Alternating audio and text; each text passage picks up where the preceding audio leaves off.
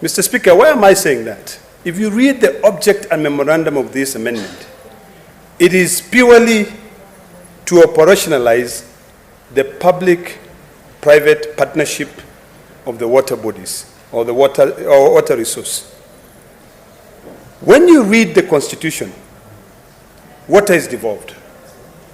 There is nowhere in the Constitution that says that water should be a matter that is dealt centrally. And the framers of the Constitution, Mr. Speaker, were very right, because only local people will be able to understand the specific needs of water of their own people. If you now take the powers from the county governments and you bring them to Nairobi, number one, there will be a lot of bureaucracy. People will not be able to make decisions in terms of the needs of the water. Number two, Mr. Speaker, I've heard my good friend, the Chair of Energy, saying that county governments will not have budgets to be able to deal with these issues. Mr. Speaker, when you talk about the issue of bulk water management, if there is water in Murang'a County and the people of Nairobi are benefiting from that water of Murang'a County, because we are the house that defends devolution and the framers of the Constitution, unless my good chair wants to amend the Constitution, the framers of the Constitution devolved water. The best thing we can do is to empower the county government of Murang'a to ensure that they sell that water to the people of Nairobi. It is not quantum physics. It is very simple. You have bulk water. If you have dilapidated infrastructure, I will fix my infrastructure up to the borderline.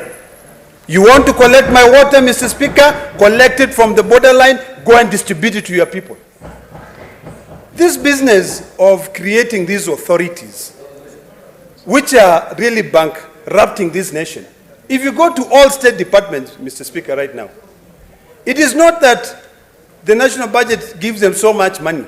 Most of them are given loans by the World Bank, they are given loans by the IMF, they are given loans by other development agencies for them to be able to go and sit somewhere in Naivasha and make decisions about people in Narok or how much water they should get.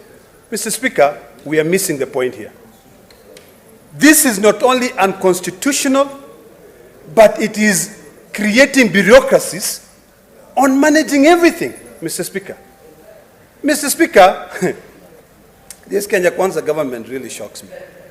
You know, every time I sit down here and I read, you know, you look at, even if this bill was due, or this act was due to, for it to be amended. Olekina, there is a point of order from Senator Derito John Kinyua. What is your point of order, Senator Kinyua? Mr. Speaker, I have listened to Senator Olekina, who I respect so much.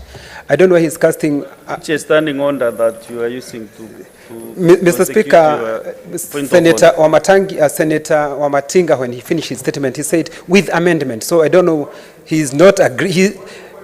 What is your point? Which standing order now are you using to prosecute? Standing order number 110, Mr. Speaker, that... If what Matangi said, he's just agreeing with him because he's assuming that Senator Matangi made a mistake. Well, Senator Matangi is very clear with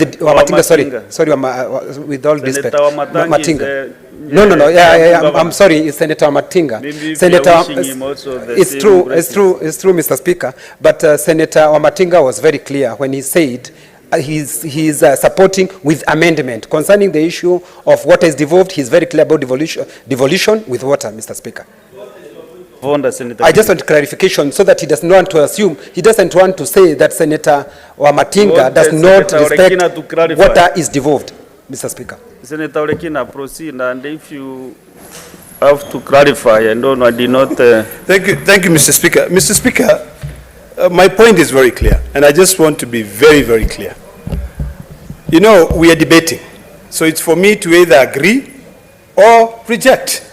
And in my debate, I just pointed out clearly that what my good friend, the chair of energy, has said does not hold any water, because he said county governments do not have budgets to be able to control their resources. And I said, even the national government is relying on the IMF and the World Bank to borrow loans. And the object and memorandum of this bill, Mr. Speaker, is very clear. And I hope that my good friend, the Commissioner, can be able to read it. It says, the principal object of the bill is to amend the Water Act 2016 for the purpose of operationalizing public-private partnership in the water sector. And I said, which I continue, that I have a serious problem with the policies of this Kenya Kwanza government, because everything has become commercial. Mr. Speaker, the power that now are being given to the Cabinet Secretary here, and the Cabinet Secretary does not really care about county government of Meru. Olekina, there is another point of order from Senator Wamatinga Wahome. Mr. Speaker, sir, I just wanted to inform my colleague that I did not say that the county government do not have the budget. I said with the kind of allocation that the county governments get, that is point of information, with the kind of allocation that the county governments get. Has he accepted that? Yes, he has accepted. Yes, he's accepted. Mr. Speaker, you know, my chair, him and I just came out from another committee where we were concerned about the Cabinet Secretary's decision and the powers that they have. But that's for another day. Let me try and summarize my points as follows. Mr. Speaker,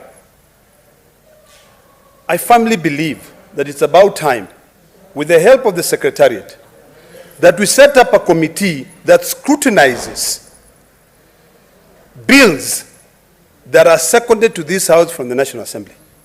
And I say that because of the experience of the bills that we send from this House to the National Assembly.